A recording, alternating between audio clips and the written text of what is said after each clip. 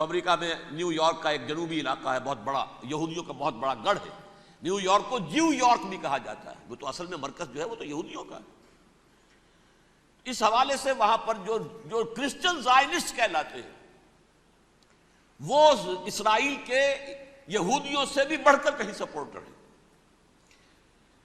بہرحال اس دوسری صلیبی جنگ کا معاملہ جو میں کہہ رہا تھا، ٹرمپٹ نامی رسالہ، اس کا ایک مضمون ہے دی لاسٹ کروسیڈ۔ اب یہ آخری کروسیڈ ہے جو شروع ہونے والا ہے۔ میں تو حیران ہوں کس قدر کھل کے وہ باتیں کرتے ہیں۔ رومن کیتھولکس کو وہ کہتے ہیں کہ یہ شیطان ہے، یہ پوپ شیطان ہے، یہ یورپ کو اس نے جمع کیا ہے کرسچینٹی کی بنیاد پر، اور اس میں زیادہ تر کیتھولکس ہیں۔ آپ کو معلوم ہے برطانیہ بڑی مشکل سے شامل ہوا ان کے ساتھ، اس لیے کہ وہ پروٹیسٹنٹ کا سردار تھا، ابھی پوری طرح نہیں ہے۔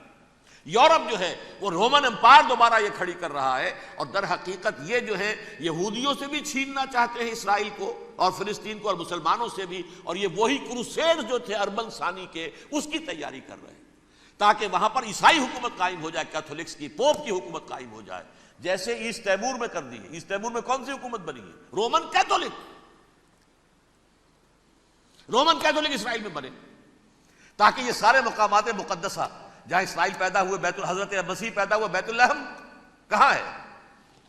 وہی ہے کہ نہیں؟ جہاں سے ریزریکشن ہوا ان کے خیال میں وہ کہاں ہے؟ وہیں پر ہے کہ نہیں؟ بڑے بڑے گرجے ان کے وہی ہیں۔ تو اس اعتبار سے ان کا کہنا یہ ہے یہ لاسٹ کروسیڈ کی تیاری ہو رہی ہے، یہ کیفور، اور ان کا کہنا یہ ہے کہ یہ پوری طاقت نیٹو کی جو ہے، یہ پہلے جرمنی سے لائی گئی بوسنیا، انہوں نے خود وہاں جنگ کروائی، انہوں نے خود وہاں پر ایتھنک کلینسنگ کروائی، پھر خود مصالحت کے لیے آ گئے، پھر کوسوو میں انہوں نے خود آگ بھڑکائی۔ یہ میں نہیں کہہ رہا، یہ وہ ٹرمپٹ رسالہ امریکہ سے چھپنے والا پروٹیسٹنٹس کا رسالہ ہے جو یہ کہہ رہا ہے۔ پھر انہوں نے کوسوو کے اندر کروایا، اور پھر وہ وہاں پر پیس فورس کی حیثیت سے آ گئے۔ اب وہ میسیڈونیا میں کروا رہے ہیں اور وہاں داخل ہو گئے ہیں۔ اگلا قدم ان کا سائپرس ہوگا، سائپرس میں ترکوں کو اور وہ گریکس کو لڑائیں گے اور وہاں آ جائیں گے، وہاں سے ایک چھلانگ لگائیں گے اور یہ فلسطین میں پہنچیں گے، اور یہ وہاں پر ایک رومن امپائر، اپنی پرانی رومن امپائر کی طرح کی رومن کیتھولک ریاست قائم کرنا چاہتے ہیں۔ تو وہاں امریکہ کے عیسائیوں میں بھی کوئی ایک طبقہ نہیں ہے، کیتھولکس بھی ہے، کیتھولکس زیادہ نہیں ہے ہمدرد، لیکن اب تابع ہو چکے ہیں۔ اسحاق ریبین نے جب یہ پیس ٹاک شروع ہوئی تھی، آپ کو یاد ہوگا شاید، کہ جب وہ آیا تھا واشنگٹن سے واپس فلسطین اسرائیل، تو پہلے روم میں رکا for an audience with the pope, اور پوپ کو اس نے ایک مرتبان سا پیش کیا تھا، حضرت سلیمان علیہ السلام کے زمانے کا مرتبان، اور کہا تھا دیکھیے 3000 برس تک ہم نے اس کی حفاظت کی ہے، اب یہ میں آپ کے حوالے کر رہا ہوں۔ اس کے بعد سے پوپ جو ہے بالکل رام ہو گیا، اور وہ عیسائیوں کے ساتھ اور یہودیوں کے ساتھ ان کا پورا معاہدہ ہو۔ اب پورا عیسائی ورلڈ جو ہے بحثیت مجموعی یہودیوں کے شکنجے میں ہے۔ البتہ ان کے اندر بھی جھگڑے ہیں، جو وہاں پر وائٹ کرسچن ملیشیاز ہیں وہ ایکسٹریمسٹ ہیں کیتھولکس، ان کے نزدیک دشمن نمبر 1 یہودی، دشمن نمبر 2 مسلمان، دشمن نمبر 3 جو یورپ میں کالے ہیں، ایفرو امریکن، چاہے وہ عیسائی ہو گئے ہوں، کوئی بھی ہو، یہ 3 دشمن ہیں جن سے انہوں نے کلینز کرنا ہے، صاف کرنا ہے ان کے خیال کے مطابق امریکہ کی سوسائٹی کو۔ اولاً یہود، پھر مسلمان، اور پھر یہ جو کالے ہیں۔ لیکن دوسری طرف پروٹیسٹنٹس کے اندر ایکسٹریمسٹ وہ ہیں جنہیں کہا جا رہا ہے یہ کرسچین زائنسٹ ہیں، یہ اسرائیل سے بڑھ کر سپورٹرز ہیں۔ بہرحال یہ اب جنگ ہوگی، اس کا نتیجہ کیا نکلے گا یہ تو اللہ ہی جانتا ہے۔ اب میں آخری بات کی طرف آ رہا ہوں۔ آخری نتیجہ تو جو بھی کچھ اپس اینڈ ڈاؤنز آئیں گے، تلک الایام نداولها بین الناس، آخری نتیجہ ڈراپ سین وہ یہ ہوگا کہ اللہ کے دین کا بول بالا ہوگا، اور پوری دنیا پر محمد کے لائے ہوئے دین صلی اللہ علیہ وسلم کی حکومت قائم ہوگی۔ وہ گویا قیامت کی تمہید ہوگی، اس کے بعد بس قیامت آئے گی، کیونکہ مقصد کائنات، تخلیق کائنات پورا ہو جائے گا۔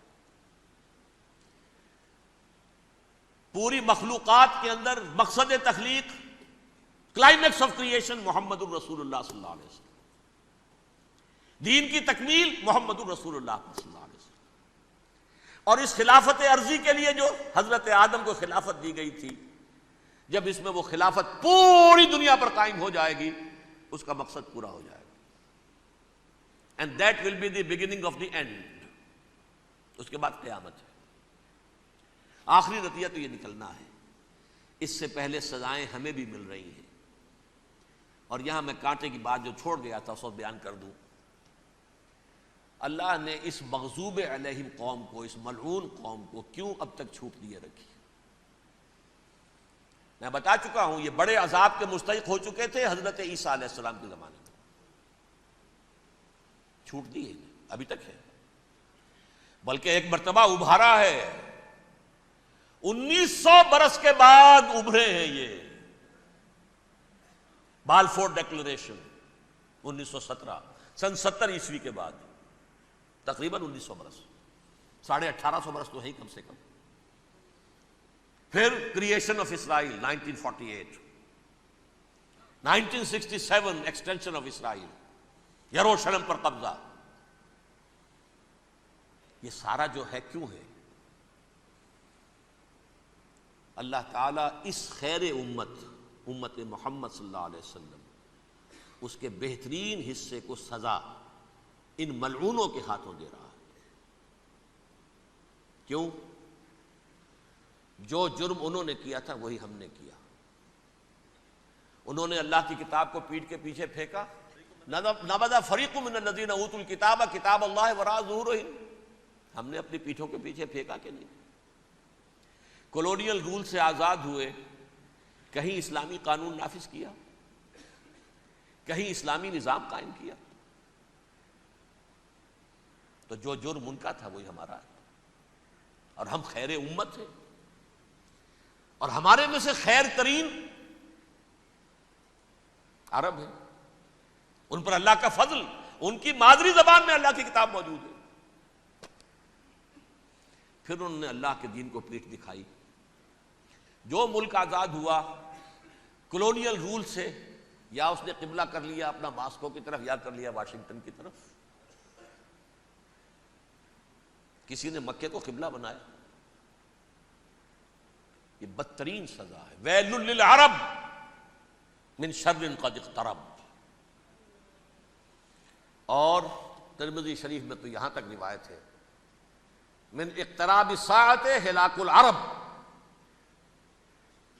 قیامت کے قرب کی ایک نشانی یہ بھی ہوگی کہ عرب ہلاک ہو جائیں گے. ایک حدیث میں الفاظ آتے ہیں کہ حضور نے جب کہا یہ ہوگا یہ ہوگا یہ ہوگا، یہ بربادی آئے گی، تو کسی زوجہ محترمہ نام میں بھول رہا ہوں، انہوں نے پوچھا کہ عرب اس دن کہاں ہوں گے؟ فرمایا العرب یومئذ قلیل، بہت کم ہوں گے. آخری خاتمہ ہونا ہے یہود کا حضرت مسیح علیہ السلام کے ہاتھوں. وہ عذاب جو 2000 برس تک ان سے ٹلا رہا وہ آئے گا، اور ان کے رسول ہی کے ہاتھوں آئے گا. لیکن اس سے پہلے مسلمانوں پر یہ عذاب آ رہا ہے. ہولوکاسٹ کے درجے کا عذاب آئے گا، آ رہا ہے.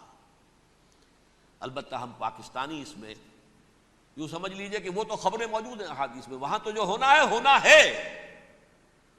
اتنے انسان مریں گے، اتنے انسان مریں گے کہ ایک پرندہ جو ہے اڑتا چلا جائے گا، وہ نہیں چاہے گا کہ نیچے اترے تو کسی لاش پر اترے. اسے جگہ نہیں ملے گی زمین خالی کر کہیں اتر سکے.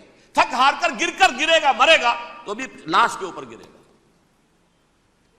یہ الفاظ ہے حضور صلی اللہ علیہ وسلم. وہ الملحمۃ العظمیٰ اور ملحمۃ الکبریٰ جو ہے وہ آنے والی ہے. ابن ماجہ میں اس کبریٰ کہا ہے، اکبر کا مؤنث کبریٰ.